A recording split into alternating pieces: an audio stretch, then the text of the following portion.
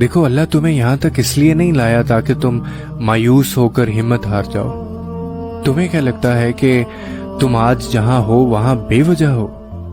تم خود یہاں تک نہیں پہنچے ہو بلکہ تمہیں یہاں تک لایا گیا ہے۔ تم نے بے شمار تکلیفیں آج اس مقام تک پہنچنے کے لیے برداشت کی ہیں۔ اتنا سفر طے کر لینے کے بعد آج جب منزل تمہارے سامنے کھڑی ہے تو تم کیوں ہار گئے ہو؟ اتنے کٹھن صبر کے بعد اب جب صلہ ملنے کا وقت ہے تو کیوں راستے میں ٹھہر گئے ہو؟ اٹھو، اب تو سفر ختم ہونے کو ہے۔ اب تم منزل کی نہیں بلکہ منزلیں تمہاری منتظر ہیں۔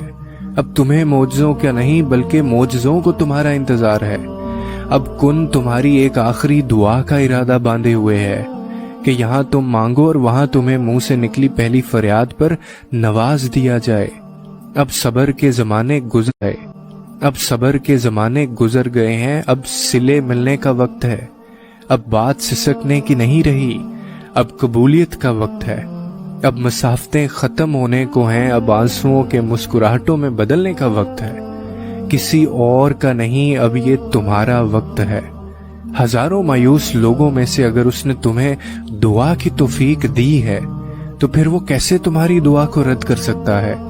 جس نے دعا کا حکم دیا ہے اس نے قبولیت کا بھی تو وعدہ کر رکھا ہے۔ تو پھر اس دل کو منا لو یقین پہ اور اس کو اپنی رضا میں راضی کر لو۔ اگر اس نے راضی نہ ہونا ہوتا تو وہ تمہیں کبھی بھی منانے کا اشارہ نہ دیتا، اور وہ یقیناً تمہیں وہ سب دینے والا ہے جس کے لیے تم راتوں کو اٹھ اٹھ کر رویا کرتے تھے۔ کبھی کبھار بس ایک ہی دعا سب بدلنے کے لیے کافی ہوتی ہے۔